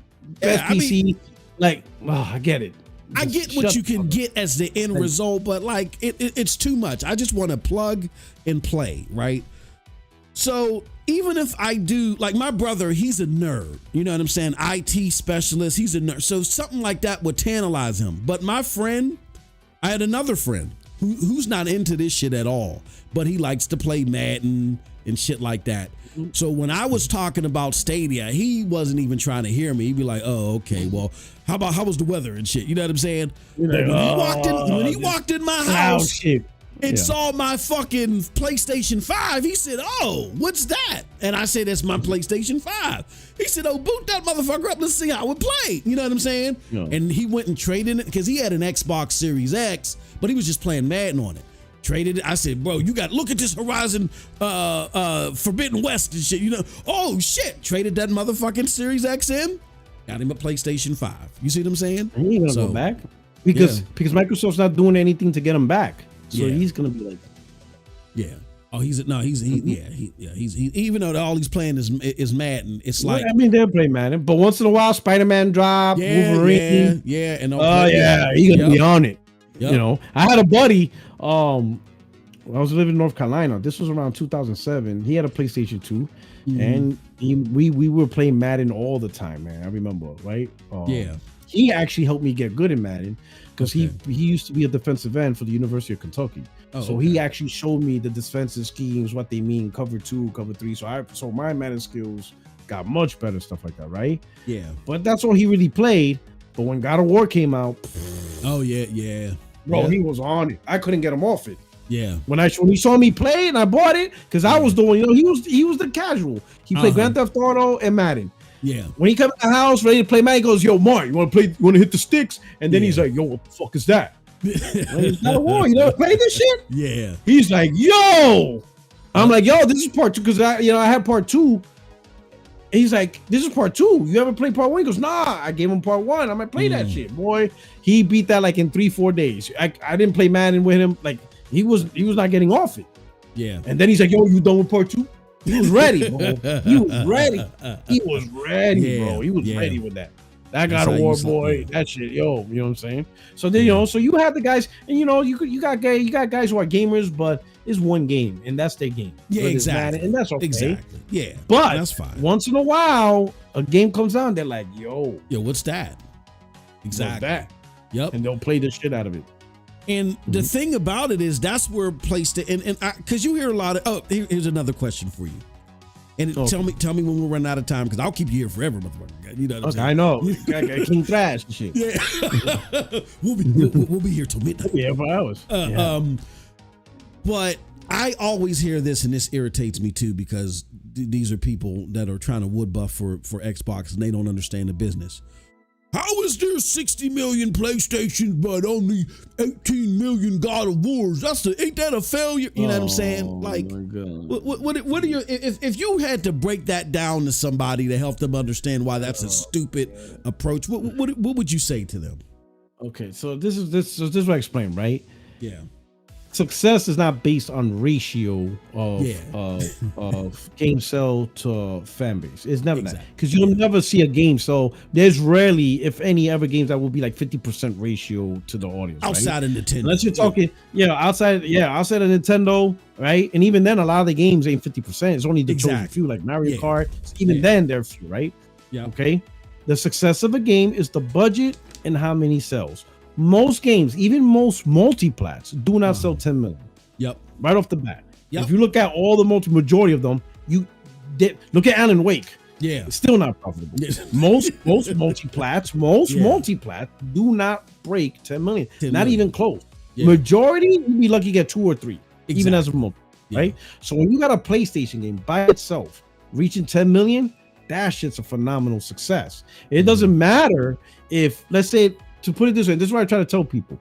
Let's say if you have 100 million consoles, right? Now, it's not unique players, but let's pretend 100 million consoles, each of them a unique player. Yep. Not everybody's going to like Spider-Man. So you got 20 million. Even Call of Duty doesn't sell 50, 60 million on PlayStation. It sells like around 15 to 20 million. So the majority of the people aren't playing Call of Duty either, right? Call of Duty doesn't sell 80 million on PlayStation. Exactly, yeah. It sells around 20 million. 20 million, but this is the way it works when it comes to exclusives. So let's say you got 20 million people who bought Spider-Man, right? Spider-Man sold 20 million. Horizon Zero Dawn sold 20 million. It's not the same 20 million. There's a little bleed over. Exactly. Yes. But between both of those games, you cover a decent portion of your fan base.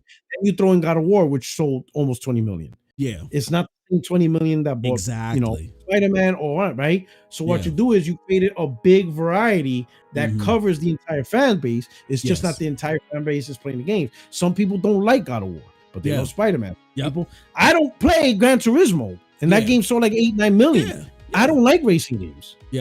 So that's not a game that's part of my portfolio that I play. But that's in somebody else's portfolio that loves it, right? So the key is to have multiple successful games across various genres. You're gonna get different people in your 100 million fan base. You're gonna get them, right? But not everybody likes the same games and stuff like that, right? So the whole ratio thing is stupid because again, if you want to use ratio, right, then games like The Witcher, right? Because you got games on PC, Xbox, PlayStation, right? You're talking 300 million plus consoles, devices, consoles and PC, 300 million. So when a game, let's say Witcher, sells like 40 million, is that a success? Out of 400 devices? Because remember that thing was on. It's even on Switch. So it's on Switch, PlayStation 4, Xbox One, PS5, Xbox Series X, Xbox Series X, and PC. So talking 400 million devices. It sold 40 million. So is it a success? Because it only sold to 10% of all the devices? No, it's not. It is an absolute success because it sold 40 million based on the budget that they took to make it. That's how it works. So success is budget and how much you make money over that budget. Success. I have to take that argument, Chip. Unless you're Grand Theft Auto. Yeah, exactly. Because you spend $1 billion, then you need 500 million. Yeah, you spend $1 billion. Apparently, that's the rumor. So they're gonna drip that online is gonna milk the shit out of people. Oh my god. That game is gonna stay until the PlayStation 9. Yeah. Don't expect another game after Grand Theft Auto 6. We're not gonna see another game from Rockstar for that's it. For God knows how long. It's gonna turn into its own fucking Roblox and shit. Yeah. PlayStation 5, PlayStation 6, PlayStation 7, PlayStation 8. You're gonna see a remaster. That shit's gonna stick around for like 4 decades. I'm laughing, but no, that's actually true. Yeah. You're not gonna see another game from Rockstar for like 20 years. If they spend $1 billion on a game, oh my god, they're gonna milk that. Do we have time? Can I ask you another question, P? Well, yeah. Well, okay, we'll do another one. Okay. That's the perfect segue, and we'll close out on this one. Right. The big talk of the town, the thing that got the bots pissing in their pantaloons is the PlayStation 5 Pro.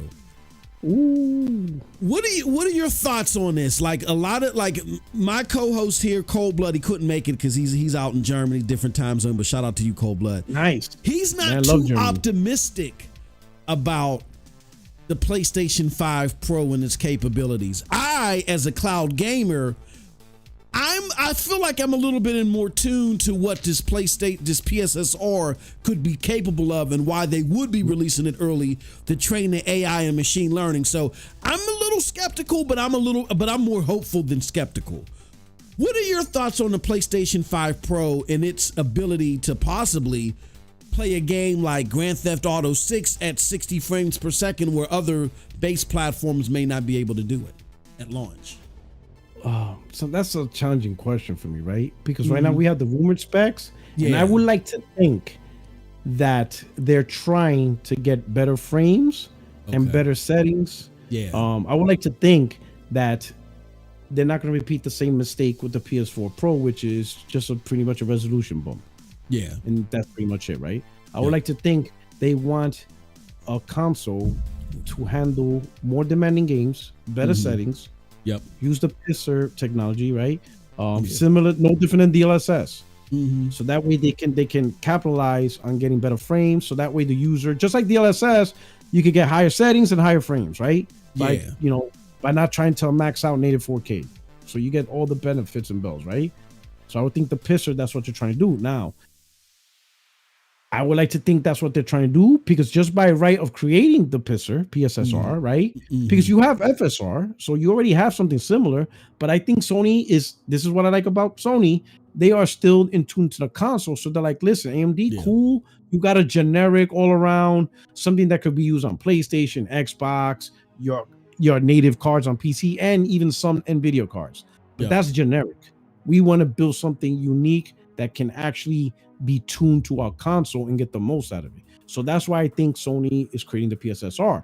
They want proprietary technology that truly is built for PlayStation 5, so that way developers can get more with PSSR than they would with FSR. So I got that. Cool. Right? My thing is the price, right? Because technology is not cheap. So if you try to release this for $500, then I have no faith in that. Because what technology did you put in for $500? And in my opinion, they're going to launch this for profit. They're not going to take a loss. They're not going to take a loss. They're going to make money on this. So putting powerful technology coupled with you're going to make a buck, you're going to make money off it day one, it's got to be at least 6 bones or higher. If this console releases 6 or higher, I have more confidence. But now here's the thing. A lot of people are asking the why. And for a while, when I first heard it, I'm going to end up owing him $60 and I didn't think they were going to do it. Because I thought the consoles, Series X has its issues, but overall, I thought they did a good job of finally, going back to cutting edge technology for consoles, right? So when I'm hearing, they're going to do mid-year refresh, I'm like, for what? These consoles are whatever, right? And he says, you got to keep pushing technology forward. But I telling Z, but nobody buys it though. Like, for example, did Xbox One X push technology forward when hardly anyone bought it? Everybody stood on the PS4. Hell, but I'm like, all right, but I'm gonna give Z his flowers on that part, right? But then it dawned on me, what if it's not about simply pushing technology forward? What if it's about solving what I think is possibly the industry's biggest problem, right? Everybody's like, the biggest problem is, the cost of games are high and stuff like that. And I'm like, that is a big problem, but that's not the biggest. The biggest problem is how we define generation. Right now, we expect generations to be how many years? 5 to 7 or something like that. 5 to 7, right? But here's the problem. How many years does it take to make a AAA game? 5 to 7. 5 to 7. You're telling me we're gonna get one game a generation from developers? The math don't math. It doesn't math. If generation is 7 years and you got a big AAA developer and that developer needs 5 years, you're gonna get one game from that developer. You're gonna get one game. Something that you can't keep jumping generations. When the developer only so you're telling me a developer learned all this technology, ray tracing, and they only get to make one game? At best, this is the best case scenario in a 7-year gen. That developer gives you a cross-gen game. Like, let's say for now, PS5. They give you a cross-gen game at launch, 2020. Yep. Cross-gen. But you know a lot of people ain't happy. Oh, it's cross-gen. It's not the full thing. Give me the full bananas. Whatever. Okay. But you got a cross-gen game. Yep. Now they work on a full-fledged, exclusive, built from the ground up game. They need 5 years. The game released in 2025. Cool. Now you got an actual next generation game. The next game, they need another 5 years. That's not coming out to 2030. So guess what? That's a cross-gen game for the PlayStation 6. Yeah. That doesn't make sense. It doesn't make sense. Something's got to give, right? So if we expect these AAA games that are 5-6 years, we have to extend the gen. Yeah. They can't keep up. Yeah. They can't, and this is maybe only the biggest publishers because they have multiple studios. So it looks like EA delivered 5-6 games when in reality it's only because EA has like 6, 7, 8 development studios. Mm-hmm. But if you got those studios that make good games, but it's only one developer under that publisher, you're only gonna get one game from them.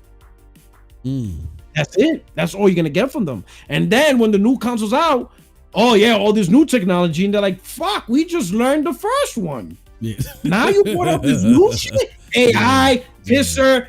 Fuck, we don't have the money to keep up with this, right? Yeah. So what's the solution? I think a potential solution is Sony plans to extend this gen out 8, 9, 10 years, but people are gonna be sick. People are gonna be like, "Fuck, I have my PS5. I bought my PS5 at launch." So maybe when the Pro launches, they're not interested. But come 2026, come 2027, when they realize, wait a minute, we got another 3 years of this gen. Yeah. I'm still on the PS5. Nah, I'm gonna get that Pro now. I gotta get that Pro. Especially if they actually does what it's supposed to do. Yeah. All right. I'm gonna upgrade to the Pro. I'm happy again. I got better fidelity. I got better settings, better frame rate, just better technology, just an overall better experience. Cool. This could hold me out for another 3-4 years. And that gives developers, one, they're still making PS5 games. Yeah. But they're learning technologies while they're still in the PS5 gen. They're not jumping to a whole new gen. Yeah. So you give the industry the time to actually enjoy the gen. Like enjoy as in they take advantage. Because remember, 2020, everybody's like, oh, ray tracing and this and all that stuff, machine learning, all this crazy shit. Yep. Now that they learned it, give them time to make more games so they could get their money back from all the stuff they learned. But now they finally learned it. They finally got their one game. They're ready to make another game. Oh, wait a minute. We're releasing a new console. Yeah. Now you got to learn this one. New dev kit. Yeah. Now you got to learn this one. The game you're making is going to be cross-gen. People are not going to be happy. Yep. And it's just like, it just sucks. Like you can't keep up. Listen, we can't have 7-year gens with 5-year game development. Yeah, that is true. That doesn't work. Yeah, that doesn't work. You know, that's like me trying to give you 7 gallons of water, but you have a 5-gallon bucket. Yeah, exactly. You spilling water everywhere, bro. Yep. Get a new bucket. And that's why I think we're running into these laws that we're seeing. Hey, Cold Blood hopped in to speak. We spoke him up, but P, I know you're short on time. Cold Blood, did you hop in to ask P a question real quick? You willed them in. You willed them in. Hey, what's up, PuertoRock? What's up, brother? What's going on? You in Germany? Yeah, bro. Oh man, I enjoyed Germany. Oh my god, I had a ball living out there. I miss it. Yeah, I just came in to tell Moss that he should look at the DMs right now. Yeah, I was just about to put this up there, and P, you might be interested in this, bruh. Breaking news. We were talking about the game that's coming. This is coming from Lumberjack RY, but it says Amazon UK has accidentally early listed the Xbox Game Studios title for Forza Horizon 5 by Playground Games for both PlayStation 4 and PlayStation 5. I'm going to DM this to you, bro. Wait a minute, for the 4? Yeah, for the 4 and the 5. Yeah, why the 4? The game could run on the 4? I have no idea. I guess because what's it Forza? Wait, hold on. Is it Forza Horizon 5 Xbox Series only, or is it on the Xbox One? I don't know. That's a good question. I don't know. That gotta be a mistake. Forza. It is coming from Lumberjack, but I see something on Xbox Era as well. I don't know if that's anymore. That can't be right. This got to be. No, it's on Xbox One. It is on Xbox One. Oh, it is? Oh, okay. Well, there you have it. Yeah, it is. There you have it. Oh, shit. Bro. Oh, bro. And you know what's crazy? This was crazy. And listen, I'm going to have to, D-Batch is hard-headed. Shout out to D-Batch. Now he's learning. But he's hard because we were on Crossfire when the first announcement of Mooch, shout out to Mooch on the first when the first announcement of Project Latitude, Sea of Thieves. Yeah. So D-Bash try to, try to temper expectations, saying, it could be like the Doom. And I'm like, bro, it's the whole slate. It's the whole You getting everything. Halo, Gears, all of it. He's like, oh, you being a fanboy. I watch. Watch. Forza, all that shit's coming. This right here, Forza 5. Listen, when you think about it, let's be honest. Technically speaking, out of the big trio, Halo, Gears, Forza, all that, technically speaking, Forza is the only one where it was actually made by Microsoft Studio because they purchased Halo. They bought the studio. Halo was already being developed. They said, oh yeah, we buying that. Gears was Epic. Yeah. They said, yeah, we getting that exclusive. But Forza, they bought the studio and they built it from the ground up. So technically, this is like their game. Forza. Forza's and then Forza Horizon by Playground, that's them. They put that shit on PlayStation. Whole slate. I'm telling you. You put in Forza, you're gonna put Forza, but you're not gonna put Halo? Okay. Yeah. You're not gonna put Starfield. Halo doesn't have packed a punch. It's just symbolic now. Yeah. Halo's out of bounds now. If you put Forza on PlayStation, they're just gonna keep Halo dying. And you know that would do numbers on PlayStation just for the symbolism of it. You know what I'm saying? So listen, I would buy it just to piss them off, just to get the NPD up, just to get the NPD numbers up. Yeah, exactly. I'll start gifting the game on my channel. Let's get these NPD numbers up. I won't even play it. I'm just getting it up there. Let's just get it up there. Yeah. Let's get that up. Let's get the NPD's numbers up. Halo, #1 on the chart. Yep. Get that up there, baby. Buy that shit. But I did. But if it's Forza Horizon 5, woo! You know what? Smart move. Yeah. Oh yeah, definitely. Because PlayStation gamers love racers. I can't stand it. Yeah. But God, there's a huge racing. I'm not into racers anymore. And this is a unique game that they don't have. Yeah. Forza Motorsport, they'll laugh at it. They'll be like, man, get that shit out of here. But Horizon, don't even bother. Yeah, but Horizon, which is arcadey. Yeah, exactly.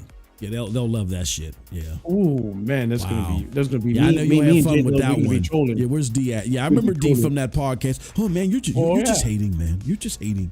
Yeah, that doesn't make any sense. Yeah, right. Whatever, D.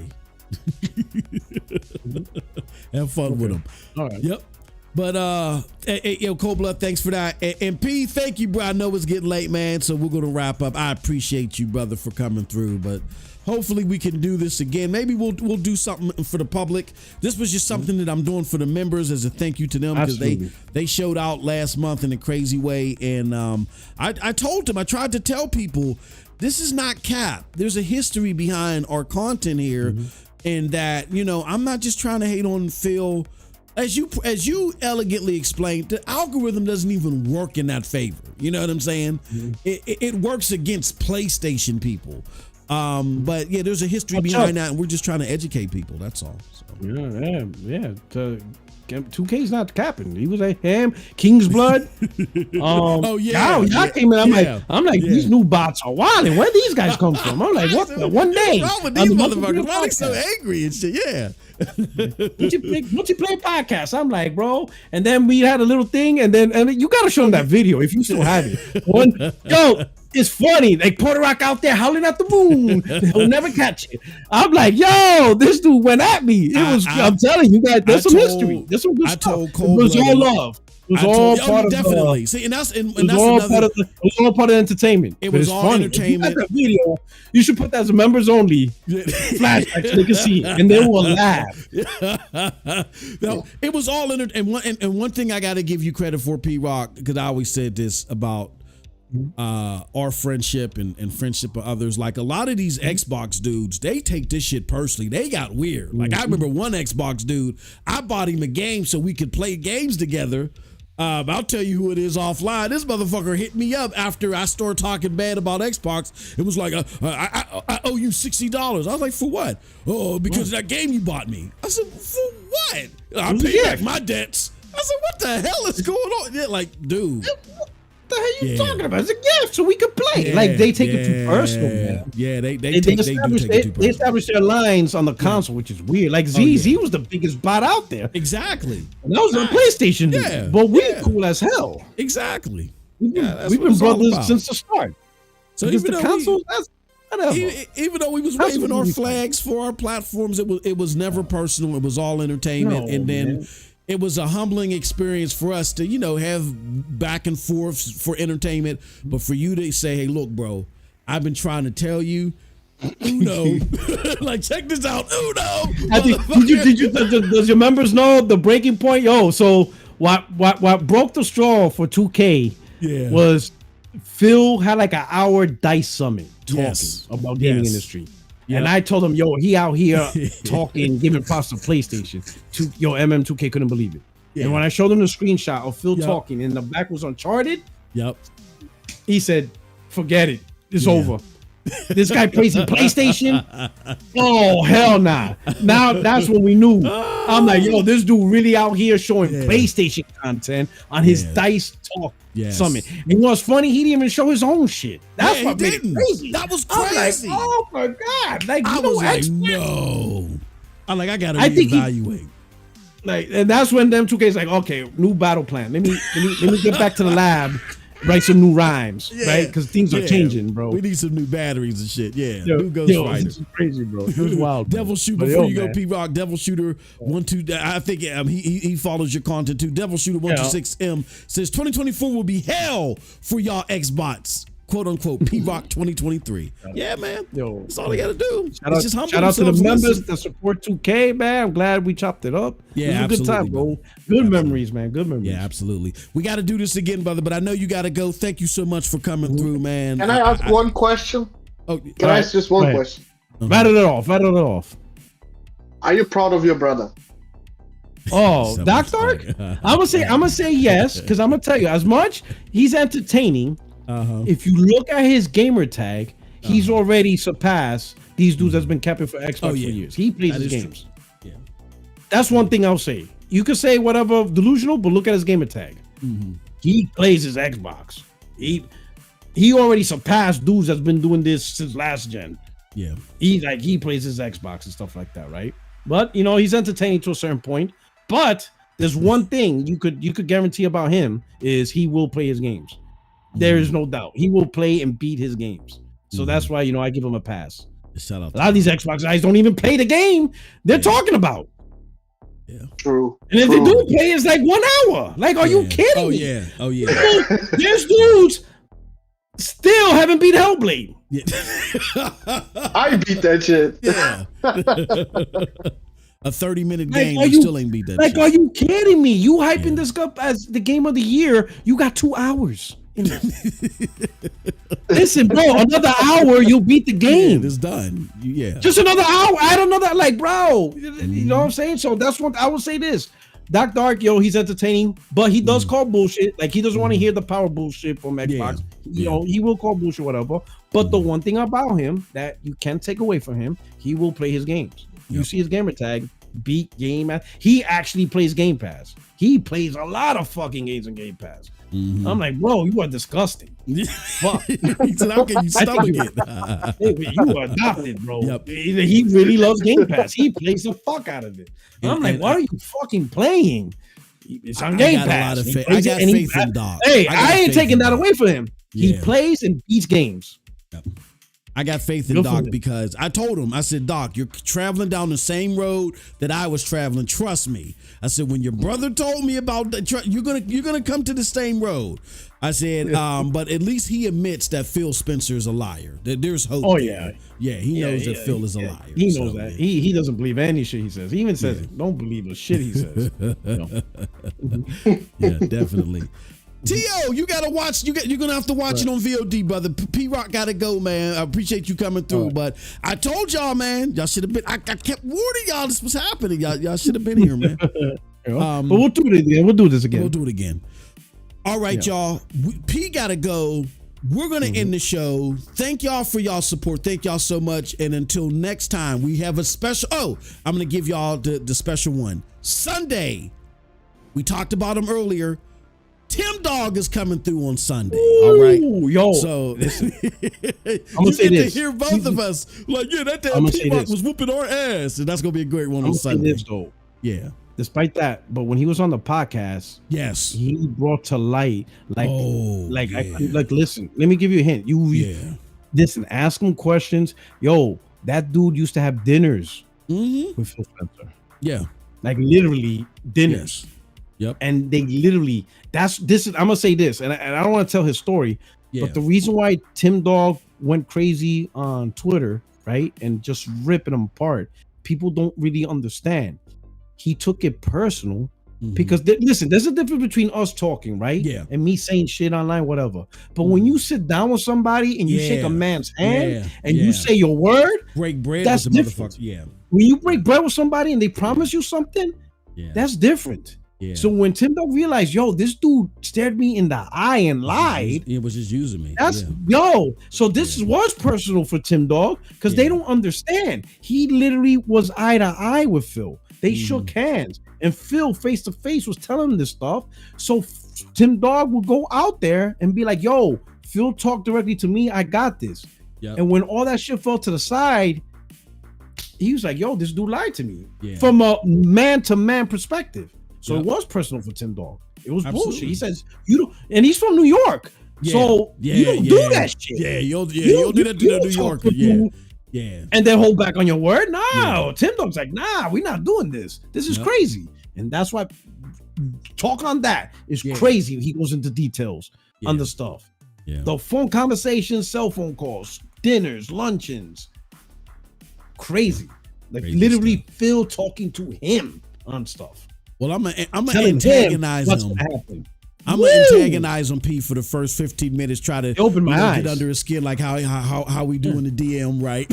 Get on it, like we'll curse each other. And I'm gonna finish this off. Finish this off. Like I can't blame Tim for the way he was because I'll be honest. Let's say if I get a phone call, right, and it's freaking Herman Hulse, and he's like, "Hey, I'm gonna fly you up, to Los Angeles. We're gonna talk." And I'm sitting down with Herman Hulse himself.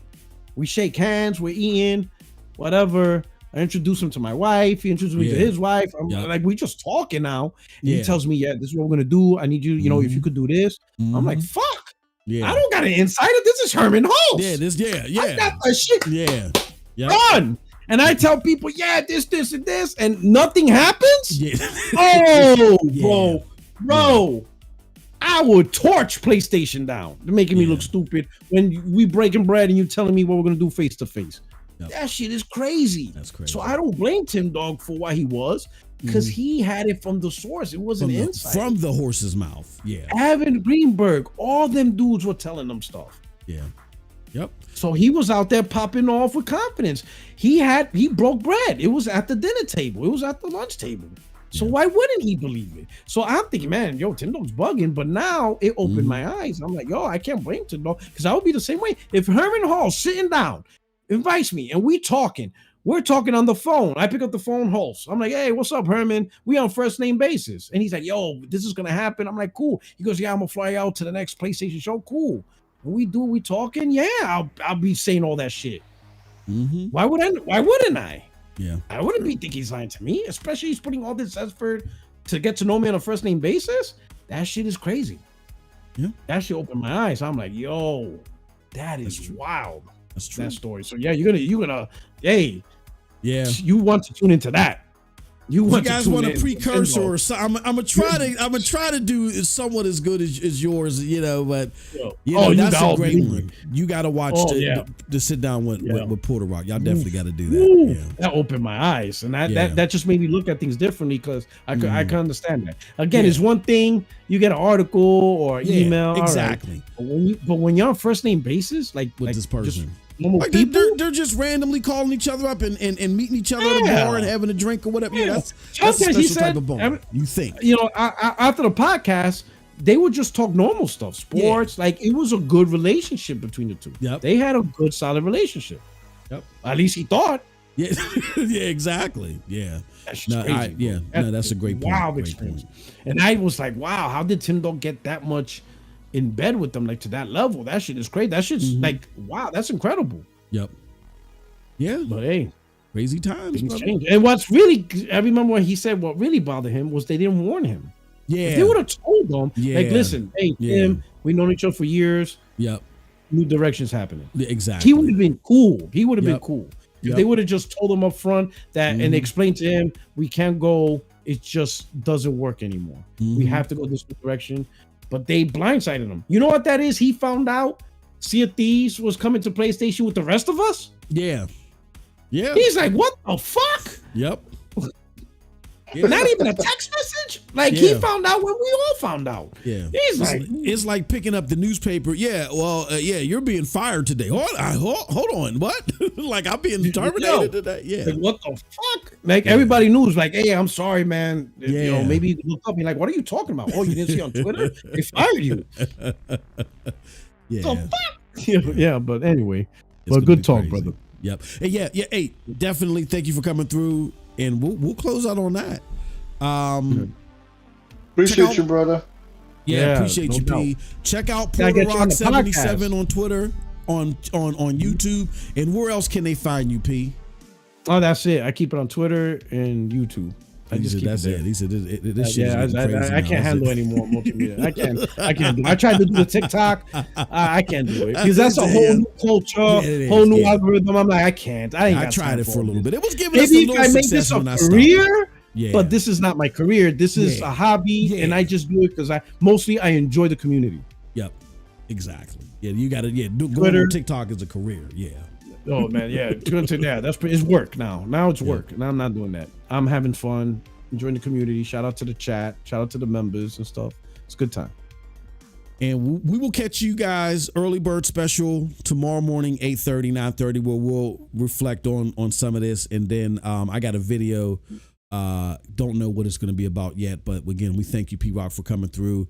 And everybody, that is it. Until next time, have a wonderful, wonderful gaming day. And we'll see you guys Sunday for the next interview. Peace. All right, peace.